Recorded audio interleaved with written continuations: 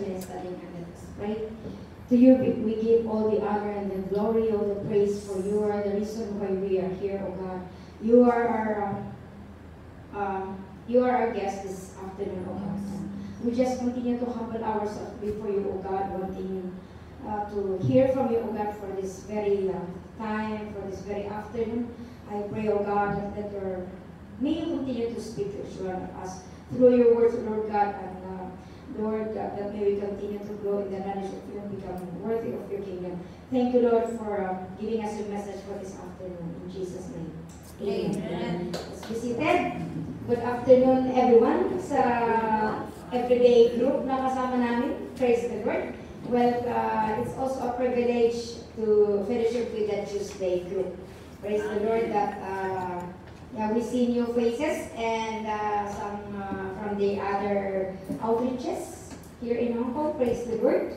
So let's continue to feast in the presence of God. That's why we're here. Amen.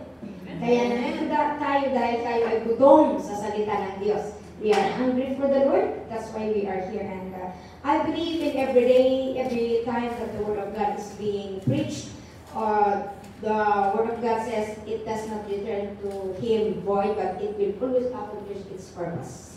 Amen? So this afternoon, we will be learning about the power of humility. The power ang magagawa po ng pagpapakumbaba.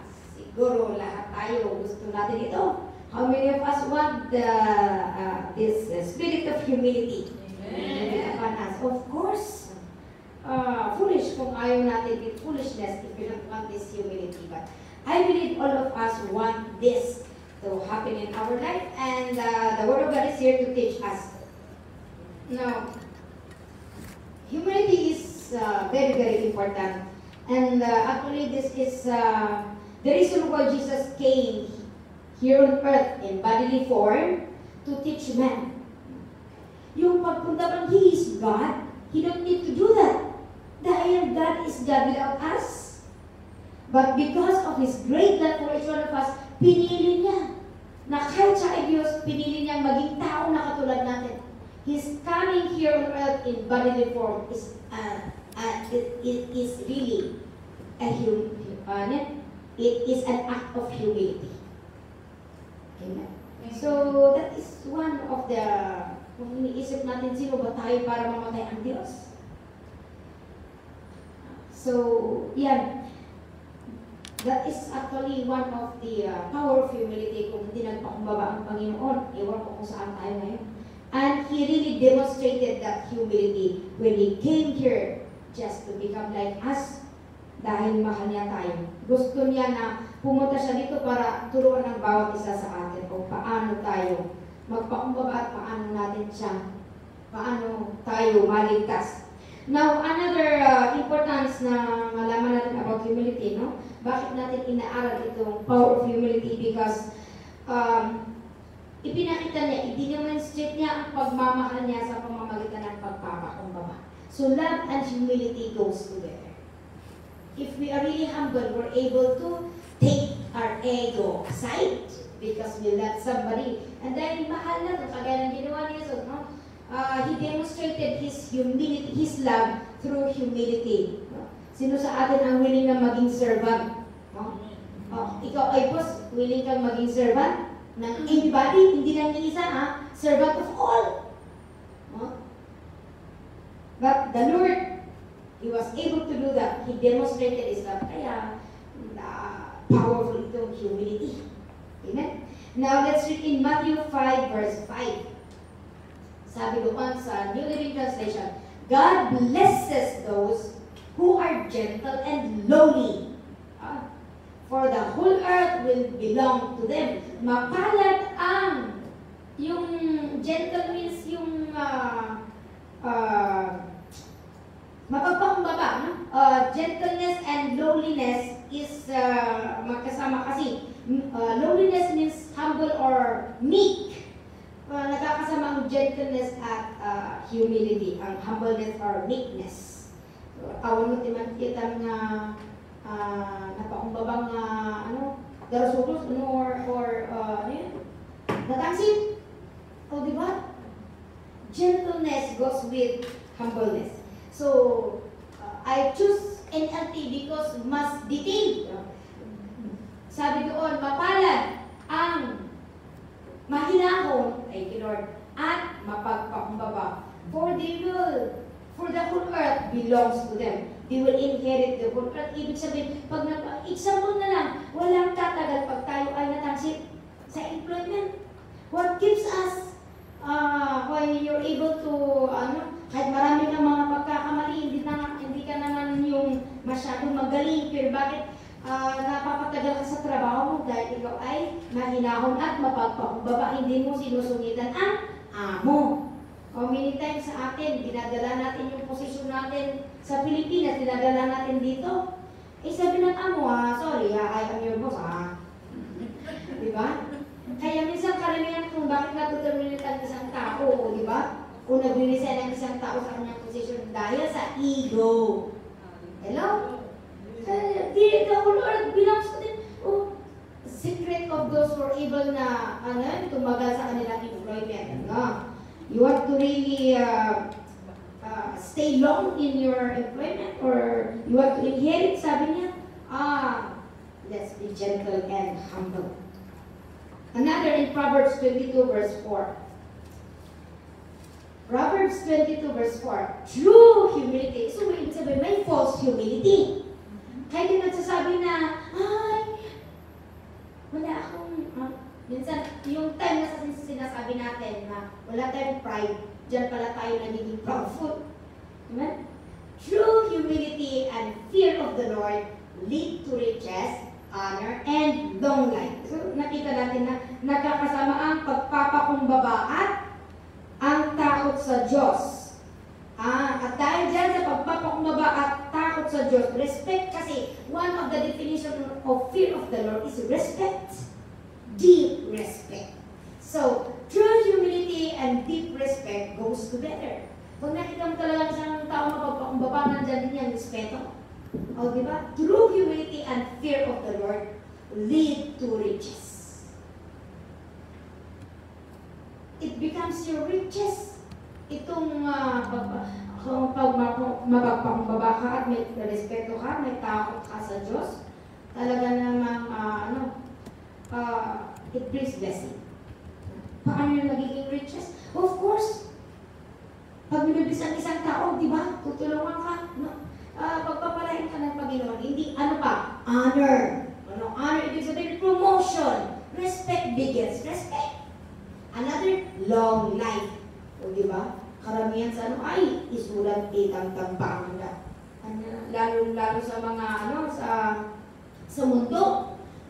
Isang dahilan kung bakit pinatay yung isa dahil sa ang yabang-yabang na kasi inuray dan, tinambang dan, di ba? Ganyan. So, wala talagang walang magandang na idudulot ang pride. It's good to humble. And when we are humble, aalagaan ka rin kahit na saan ka pupunta, di ba, i-respeto ka, protektahan ka. Long life, the Lord will bless you. Minsan sinasabi natin, ako dyan bilang kasimputan, isugat nila tayo. Hello? Bakit yung pinakapapait pa siya pero lang namatay? Yes, there is a reason behind that because the Bible says, I really did not find that verse, but I read it in the Bible that why God allows those good people to die at their early age so that they will be spared from wickedness. And in the other side, yung mga natataksit mo, God is giving them chance to humble and to repent. Kaya huwag natin problemahin bakit ang masamang damo ay madaling mamatay. Ang problema yun ng Panginoon, ang ipanalangin natin, let us learn from them and let us pray for them. Hallelujah! Hello, ganda na kayo? Amen. So, diyan, sabi doon, true humility is, it leads to riches, honor, and long life. So, kung may nakita tayo doon na mahampo, di yan tayo magpagsit, but let us learn from them and let us pray for them. Okay, so Matthew 11:28 verse 13. Parang nabanggit ko na lahat ng mga verses natin, no? few verses, but these are very powerful. Then Jesus said, "Come to me, all of you who are weary and carry heavy burdens, and I will give you rest." Let's continue until verse 30. "Take my yoke upon you, let me teach you, because I am humble and gentle, and you will find rest for me." God is inviting each one of us to come to Him and learn from Him. Mas maganda na we learn from the Word of God, kasi sabi niya, the Word of God is humble and gentle. Pag tao, pwede ba mainsulto sa way nila na pagtuturo, o baka hindi natin mag-gets. Pero, you know, the gentle way, if the gentle way to learn is through the Word of God. We read from the Word of God, and then the Holy Spirit teach us. O, di ba? Pero, minsan sa katigasan ng ulo, ayaw natin makinig. O, hintay mo yung pokaw ni ako, nasasakit. No? But sabi niya, come to Jesus, because Jesus is humble and gentle, and you will find rest for your souls. Verse 13. Sabi, "For my yoke fits perfectly, and the burdens I give you is light." You see? The best teacher and, the best na when we learn when it comes about humility, Jesus is the model for humility. Jesus is humble. Amen? And so if we become a follower of Jesus, hindi mahirap matutunan ang humility. Humility is achievable. Humility is, pwede natin magawa dahil if Jesus is with us, kaya-kaya natin yan with the help of the Holy Spirit. And you know, humility is very attractive jewel. Kapag ang isang taon mapagpakumbaba, ay naku, malaking kayamanan yan, mga kapatid. Kaya sabi ng title natin is very powerful. Ano ang makukuha natin? Why humility is very powerful? Number one, nabanggit natin kanina doon, it gives rest from our weariness. It gives rest for weary souls. Matthew 11:28, verse 13, nabasa natin, it gives rest if there's humility in us, nandyan ang kapahingahan ng ating kaluluwa. Hello? Amen. Wala ang kaawang tingin kaaway mo, awang tingin murmurahin ka. Hello? Hello? Pag wala kang kaaway at alam mo, wala kang kagalit. O, diba? Wow, you are peaceful. Pero kung alam mong marami kang atraso, ay nako. Kahit na ang ganda-ganda ng bed mo, hindi ka pa rin makatulog. O diba, kahit saan ka pupunta, ay! Tugtog my heart. Yan, rest from our weariness. Wala kang pinag-worryan dahil nandyan ang kapanatagan. That is power of humility. Actually, yung nagpapakumbaba, siya ang mas panatag. Hello? Yung hindi nagpapakumbaba, ano makatanda ng tumulaan? Hello? Kahit na nanalo siya, ay, ano na makatala na ita? Hello? Ayaw natin nagpapalpitit ang puso natin, di ba?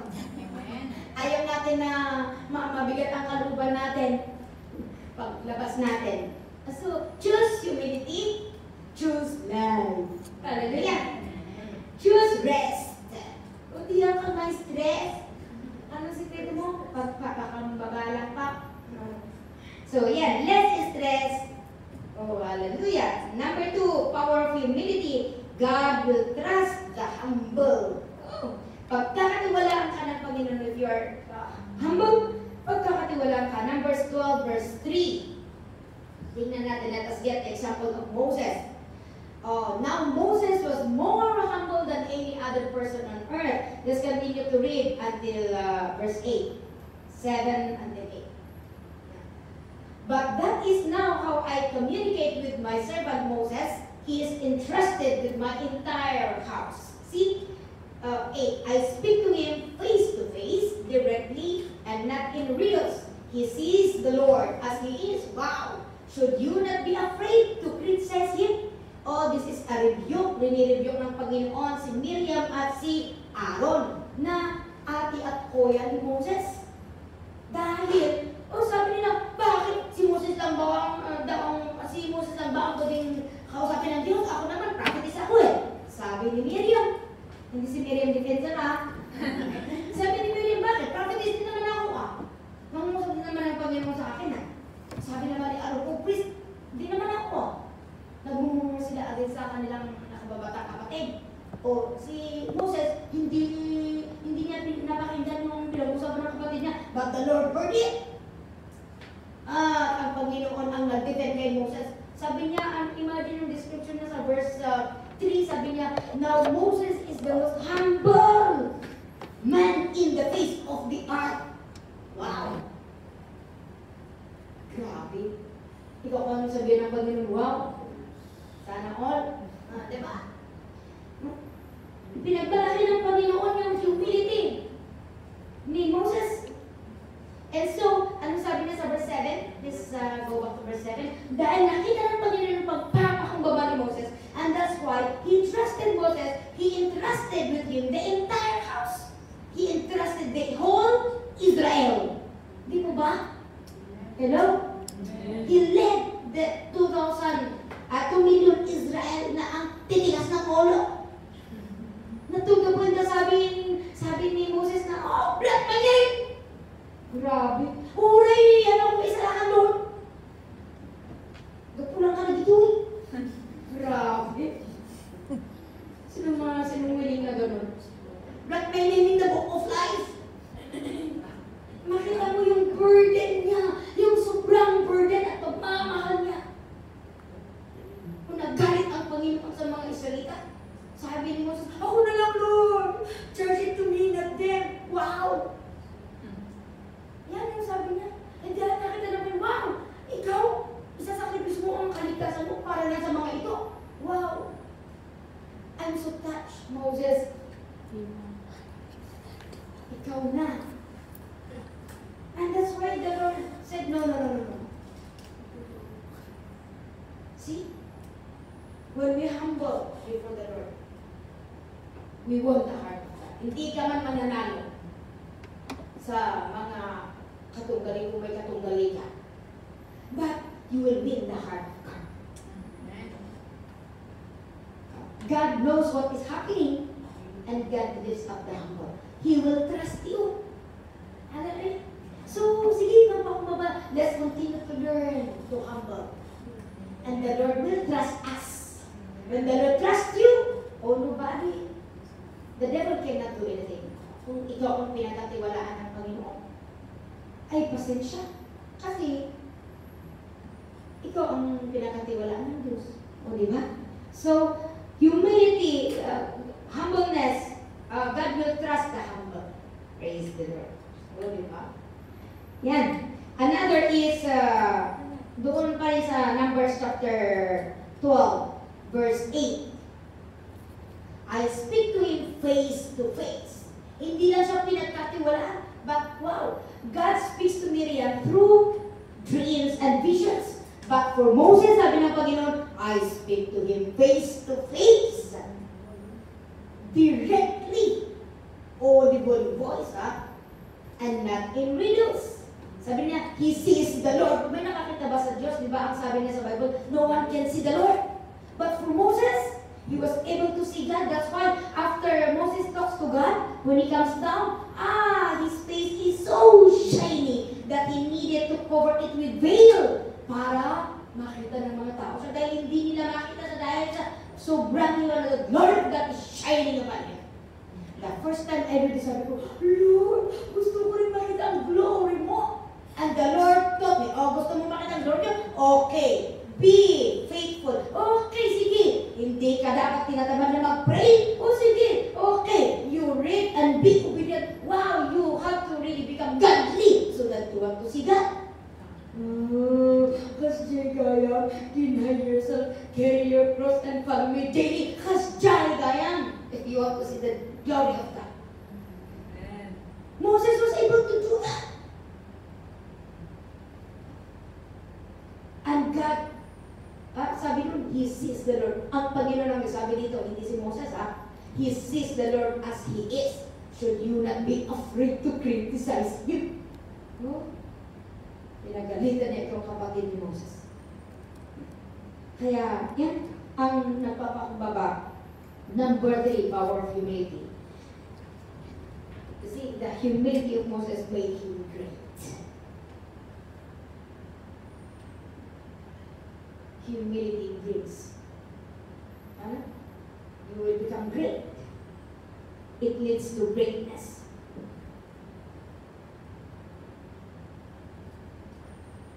Proverbs 28 verse 14. Blessed are those who have a tender conscience. Mapalad daw yung malambot ang kanilang konsensya. Alam mo, pwede ba lang titigas ang konsensya mo? Alam mo yun, pero, oo, alam ko, pag sinasabi ka, wag, ang spirit backslide. Sister, halika na. Diba, wala, puro na pa ng sikat. Magano? Ala, halika oo, sige, kapin lang ako. Oo naman, pinagumit pa. Ay, ganun ba? Talagang balik, kasi puro defensive ang, ganyan ang spirit kapitigas ang konsensya mo. Puro defensive ka na lang. Talagang tumigas ang puso. But, grabe yan. Sabi doon, susunod pa, but the stubborn are headed for serious trouble. See? Walang mapapala ang hambog at stubborn. You will end up in serious trouble. But sabi niya, blessed are those who have tender conscience. Yung mapapakbaba, yung malambot ang konsensya. God knows that we are weak. We are not perfect. But when He corrects us, and when we are being rebuked, and when we are being corrected, kung tayo ay nagkamali, ang hinihintay lang ako ng Panginoon, pagpapakbaba. Aminin natin. Let us accept the truth. Let us admit, let us repent, and admit and learn from our mistakes. All forgiveness is there. Hallelujah. Amen. Kagaya ni David, nung siya ay rebuke ng Panginoon, hindi niya dinibig sa kanyang sarili. Patawarin mo ako. But he did not just only utter it, but he meant it really. Nagpakumbaba, nagfasting, talagang pinagsisiyan niya yung kasalanan niya. And then he said, create in me a clean heart, O God, and renew a right spirit within me. Restore to me the joy of your salvation. Lord, bring me back to your presence. And he pleased God. So ano nangyari? Kinalugdan siya ng Panginoon. Yan ang hinihintay ng Panginoon sa bawat isa sa atin. You want to be great? Diba, inawag natin, if you wanna be great in God's kingdom, there must be the servant. One of the attitude of servanthood is humility. You want greatness? Humble. Pagpapakmaba. If we, it's easier to humble than to defend. If you defend yourself, God will not defend you. Because, kaya mo palang defend sa akin, iba, ka sa sarili mo. Pero kung tayo magpakumbaba, the Lord will defend us. Like Moses. Moses is not also perfect. He is also a good man. Di ba? Magagalitin din siya. Pero so far as sa harapan ng Diyos, He is the pinaka-humble of all, sabi niya. And when somebody was criticizing him, hindi man niya napakinggan, God heard it, and God defended him. So, huwag tayo makipag-argue. Let us learn to just humble and let God defend each one of us. Actually, this lesson is for all of us. I'm not saying that, I am humble than you. No. It's so happen na nandito ako, but these are all reminders na sometimes while we are preaching, we are being also tested. Well, before we even share something, we are also being tested. This lesson is for all of us. It serves as a warning, it serves as a guidance, it serves as an encouragement sa bawat isa sa atin. Amen? Tapikin mo yung katabi mo. Katabi mo, sige lang sa kapatid. And the Lord is there. He will make you great. Hallelujah. Daniel 4 verse 31 to 37. Let's learn from this. Sabi niya, dito natin kukunin ang 1 to 2 lessons about power of humility. Sabi niya, while he was still speaking these words, a voice called down from heaven, O King Nebuchadnezzar, this message is for you. You are no longer ruler of this kingdom. You will be driven from human society. You will live in the field with the wild animals, and you will eat grass like a cow. 7 periods of time will pass while you live this way, until you learn that the Most High rules over the kingdoms of the world and gives them to anyone He chooses. The very same hour, the prophecy was fulfilled, and Nebuchadnezzar was driven from human society. He ate grass like a cow, and he was drenched with the dew of heaven. He lived this way until his hair was long as eagle's feathers, and his nails were like birds' claws. After this time had passed, I, Nebuchadnezzar, looked up to heaven. My sanity returned, and I praised and worshiped the Most High, and honored the one who lives forever. His rule is everlasting, and his kingdom is eternal. All the people of the earth are nothing compared to him. He has the power to do as he pleases among the angels of heaven and with those who live on earth. No one can stop him or challenge him, saying, "What do you mean by doing these things?" Until verse 37. Now I, Nebuchadnezzar, praise and glory and honor the King of heaven. All his acts are just and true, and he is able to humble those who are proud. Pag nasundan natin yung kwento, Nebuchadnezzar was once, he is the king in Babylon. Dumating yung time, during the time of Daniel, naging mayabang si Nebuchadnezzar, and he created, nagpagawa siya ng kanyang ributo, and he commanded all the people to worship his image. And those who will not worship his image will be killed, will be thrown into the burning furnace. And that happened to Daniel. Sabi nila, ayaw namin mag-bow down. Even if they will throw us there, and even if the Lord will not rescue us, we will not bow down to that, because we believe in the word of God. Only God is due for our worship. Yan. We do not give our worship to others. And so, yan. But Nebuchadnezzar, nakita naman niya yan. Pero, yan. Talagang dumating sa punto ng buwan ni Nebuchadnezzar na naging mayabang siya. At yan, anong ginawa ng Panginoon? Sabi niya, you will be driven away from society. Naging parang animal siya. Nawala, natanggal siya doon sa kanyang tungkulin bilang hari. And then, he became like wild animals until nung siya ay nagpakumbaba at rinecognize niya ang Panginoon, ang kanyang winworship. He humbled himself before the Lord and give that honor to the Lord. What happened? Ano ang ginawa ng Panginoon? Na kahit na binagsak siya, anong ginawa ng Panginoon? Nung nakita niya yung pagpapakumbaba ni Nebuchadnezzar, ibinalik niya yung sanity. Limbong ti panunod. Niya ti Tagalog. Niya ti limbong ti panunod sa Tagalog. Parang nabalo siya di ba? Nawalan siya ng, kung sabi na, di ba, ang isang baliw, insane. Naging baliw siya. Nung siya ay, God allowed na mabaliw siya. Pero nung nangyari sa kanya, nagpakumbaba siya, anong ginawa ng Panginoon? Ibinalik niya, tinanggal niya yung pagkabaliw niya, ibinalik niya yung tamang pag-isip. Hallelujah! No? Ibinalik niya yung tamang pag-iisip. So that is one of the power of humility. Sanity will be restored. Sanity will be restored. Wisdom will be there. Ibabalik niya yung tamang pag-iisip mo. Kasi di ma-proud mo marunong ay na sasabahin di magbaga na.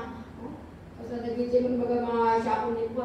I remember one of the trans na pumunta sa Macau na shock ni Israel. Kaya na. Sinukatan na gana, Israel kanunagan at Jerusalem, gayat na gana. Oh, Lord. Yes, sanity will be restored. Kaya na palang tatanggalin ng Panginoon yung wisdom. No? Para wala akong ipagmayabang. But when we humble ourselves before the Lord, God will give us our sound mind and the wisdom. Another na makita natin dito is God restored God restored honor and splendor to Nebuchadnezzar. So respect and splendor, ibig sabihin the blessing, the wealth and the honor or the respect will be restored. Hallelujah. Kung magpakumbaba tayo sa Panginoon, God will restore also the honor and the splendor or the blessings. Another power of humility is in James 4 verse 6 to 10. James 4 verse 6 to 10. O, basahin na natin. He gives us more and more strength to stand against such evil desires. As the scriptures say, God sets himself against the proud, but he shows favor to the humble. So this is one of the lessons that we learned. The grace of God is upon the humble. The favor or the grace of God is upon the humble. Pag ikaw ay mapagpakumbaba, God will be merciful to you. God will favor you wherever you go.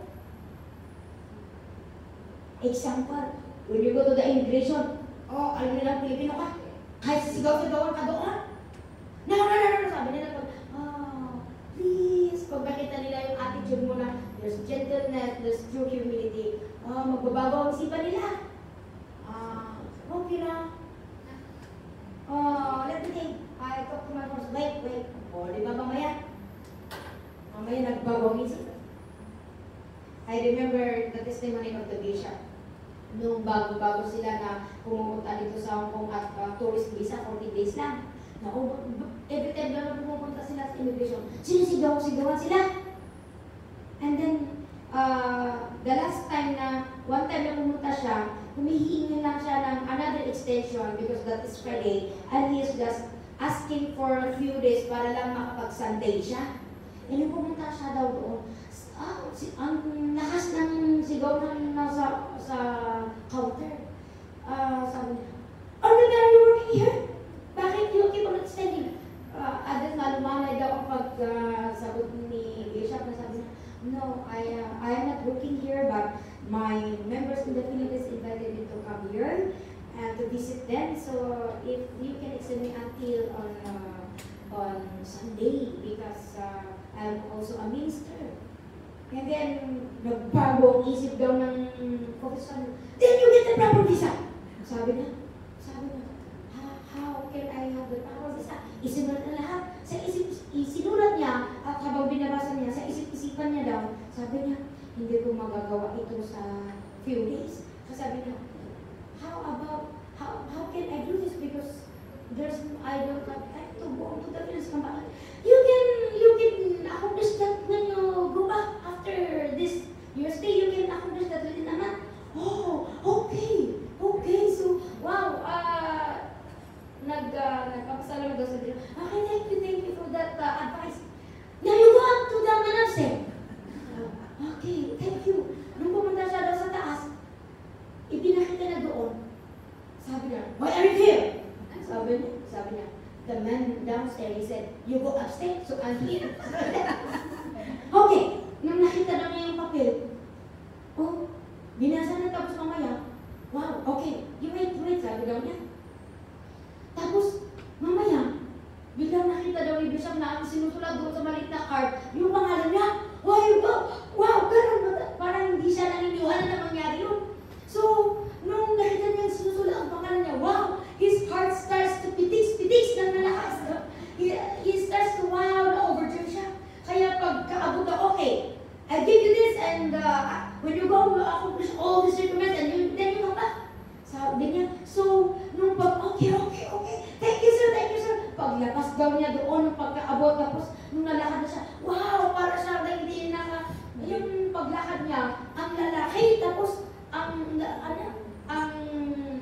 parang hindi siya naglalakad doon sa floor, parang sa sobrang saya niya, hindi niya nang na naglalakad siya, parang feeling niya lumilipat. Ang bilis na bumalik dito sa Jervois, dati sa Jervois. Ikwinento niya yung nangyari. Kasi sabi ko, ganun pala. He shared that when we went to Huijo, and he is just encouraging this African brother na newly set up as a pastoral leader. Sabi niya, why me? Why not the Filipinos?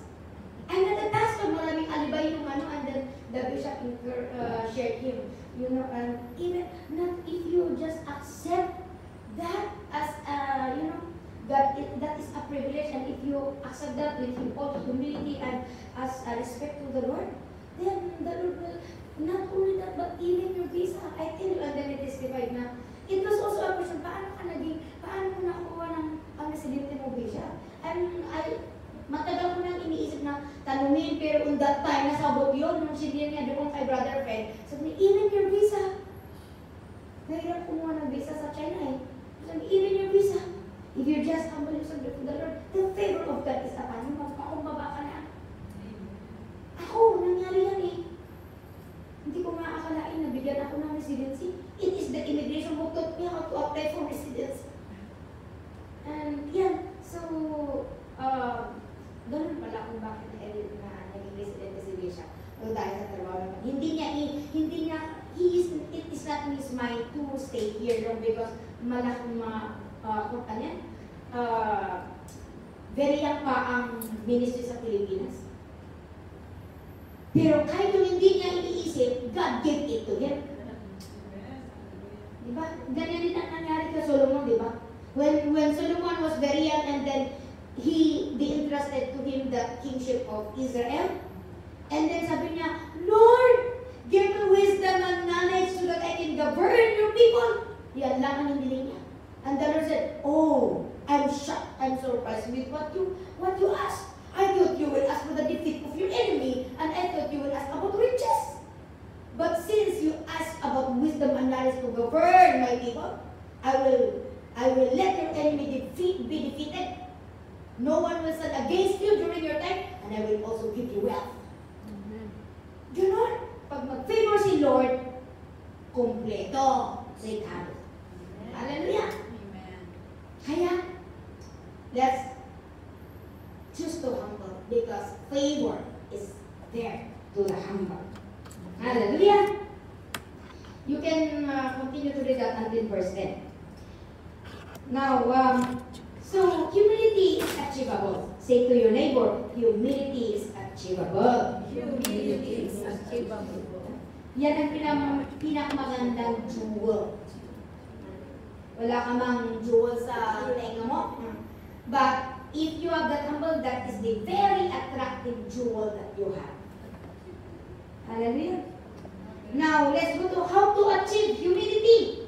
Paano natin ma-achieve ang humility? Number 1. Pinakamadali, voluntary. It is a state of the heart. When you say voluntary, it is your decision. It is about willingness.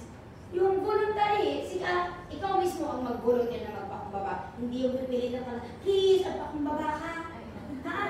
Voluntary, that is how to achieve humility. First is voluntary.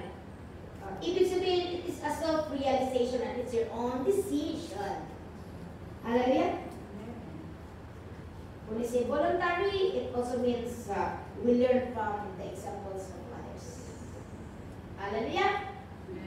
We learn from the examples of others. Pero another way of learning, another way of achieving humility, letter B, kung ang first is voluntary, ang pangalawa naman ay by force. Yan yung sinasabi ko na po, kauti ako if we do not want to hear the gentle voice of God, or by force, yan yung hand ng Panginoon. It is God's hand. Ano ang ibig sabihin ng gasan or by force? Humiliation, yung mainsulto ko, maibabain ka. There was a testimony, I'm not judging President Trump as proud, but I heard one of his videos after he was shot in his ear. And many said that after that, they saw him differently. He became more, parang talagang, lalo pang, gumanda ang mukha niya. Parang you can see the glow. And then, he said, nung nag-explain siya, ano ang gagawin mo if you are face to face with death? O diba, magmamayabang ka pa ba? O syempre, magpakumbaba. I believe because of also his humility, God allowed him to live. Hallelujah.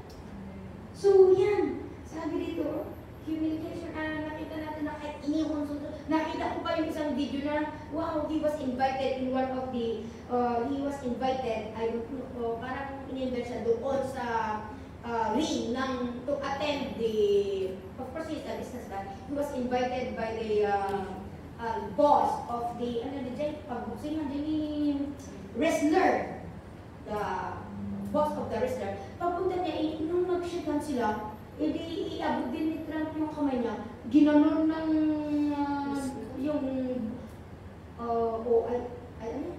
CEO ng yung wrestler group. Edi tapos yung gamit ni Trump, ginanon niya, parang inaayos na. Kinuha pa naman yung kurbata niya, tapos kasi parang nilalaro niya. And so, the former president Trump was nakaganon lang siya, tinitinin na siya. Pero nung nakachansahin siya, bigla niyang inislap yung mukha ng inislap niya yung mukha ng CEO. Siguro malakas kaya napatilapon siya.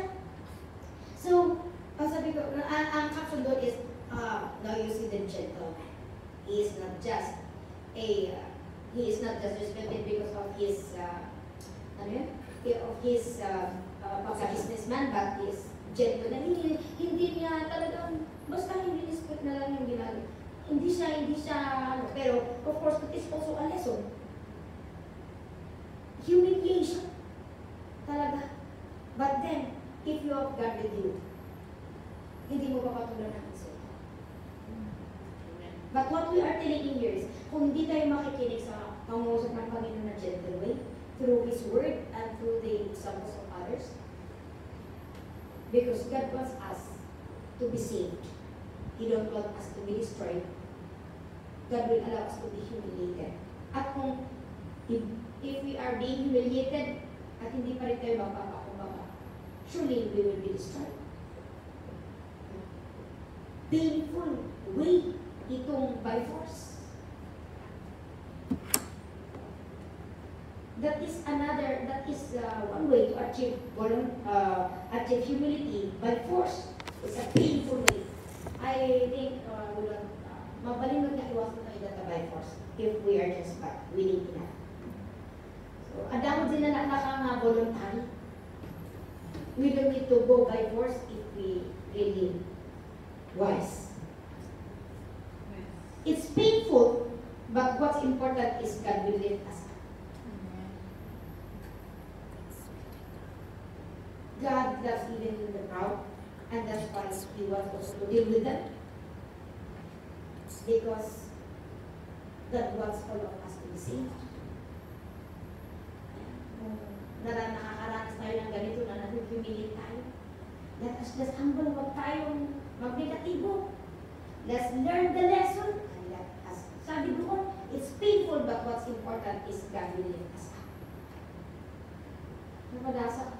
There are times that I experience na ikaw ang magagamit na example for everyone. At first, parang, grabe naman, sa dami ba naman itinaw na sa akin? But one of the pastors when I asked him, and sabi niya, hindi yan iala ng Panginoon kung hindi mo kaya. Amen. It's good to become an example for others. So, don't take it. That is ego kung yan pag-isip mo, ganun ba ako, sige, thank you. Diba? So, ganun. Huwag tayong mag-focus doon sa pain. Mag-focus tayo sa magandang tinuturo ng Panginoon and God will lift us up. Amen. Proverbs 16 verse 18. Tingnan natin. Pride goes before distraction, and the love of God saves you from distraction. See? God wants to save us from distraction. But an openness before a fall. See? Talagang kung if we remain proudful, we will really sunk. So, better choose the voluntary way rather than by force. Amen? Amen. Baka hindi natin kaya. So, God's way in humbling people, kagaya ng sa Deuteronomy 8 verse 2 to 5, dahil ang mga Israelites ay matigas ang kanilang ulo. Basahin natin sa Deuteronomy 8 verse 2 to 5. Anong ginawa ng Panginoon para magpakumbaba ang mga Israelita, ang kanyang mga anak?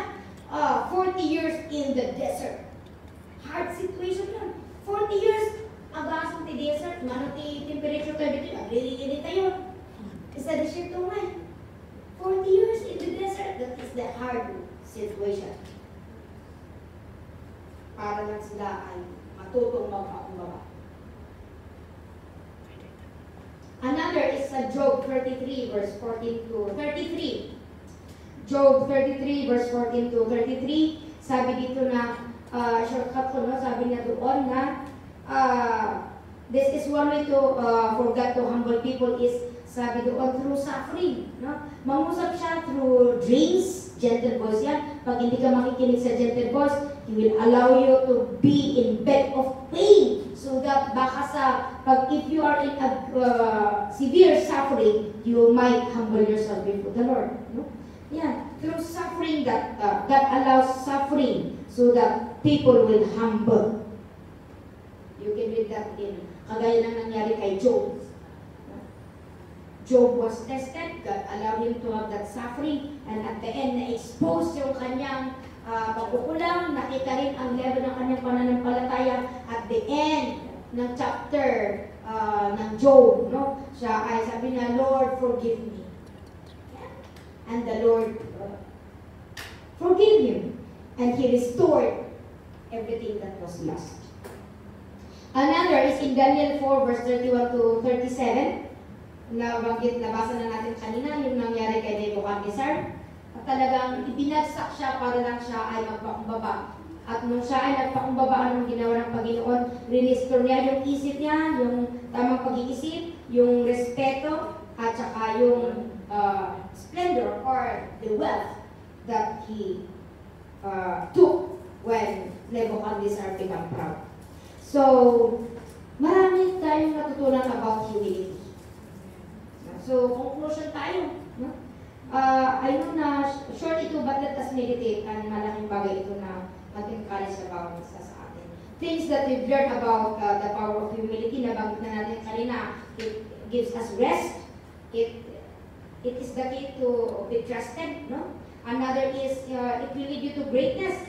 Another is your sanity or right mind. Wisdom, respect, and favor of God is there. Now, let's go to the conclusion now.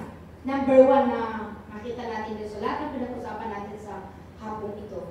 The sooner you humble, the sooner you will be set free and you will experience peace from weariness.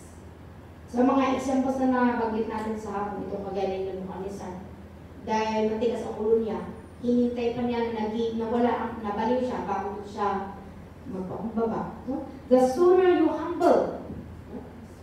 Pag madali tayo magpakumbaba, sabi niya, masisipit tayo. We will be easily be delivered. Kaya naman sa disiplito demon possession, ti problema ti demon possession, katanda nga, pakumbaba kami. Tuloy mapuspos-poses da. No, if we humble ourselves, definitely we will be set free. Another, we will experience the peace from weariness. Ano kahit na may stress ka? Pakumbaba lang. Bago mong itlong ang pride. Kasi, ay, naku, mag-ubang kanto. Now, number two, lesson na makita natin is humility can be achieved. Hallelujah? It can be achieved, but two ways. Either voluntary or by force. Nasa inyo yan. Kung gusto mong voluntary, mas madali. Kung gusto mong by force, ay, mahirap yan. Pero, ang importante, magpakumbaba tayo at kahit masakit, at least, God will lift us up. Amen? Lastly, yan, humility, sabi yun, it is an attractive jewel. Hindi yan nananakaw. It keeps you become beautiful and attractive. Pag nandyan yung pakumbaba, ay naku. At talagang you become a blessing to everyone. Diba? Kung hindi ka magpapakumbaba, ay marami ka, everybody will be blessed in your life. Even the Lord, He will be attracted. Na-attract siya sa inyo. He is happy because nakita niya yung character niya na nandyan din na yung character. So, this actually, if we are humble, we are being spared from the works of the enemy. Sabi doon, if we are humble, God will lift us up. His favor will be upon us. Naiiwasan natin ang pagkasira. Father, we thank you, Lord, for your message this afternoon. Seal it in our hearts and help us to be able to apply it in our daily lives. So that help us, Lord, to be conscious about your word so that, Lord, we can be able, oh God, to manifest itong napag-aralan namin, Panginoon, that will not become only attractive to you, but especially to the people around us, oh God, that they will also come to know you. Thank you so much for continually encouraging and warning us, oh God, so that we will not be destroyed, but may we continue, Lord God, to be experiencing your grace, your peace, and love. We thank you, Lord, in Jesus' name. Amen. Amen. God bless you.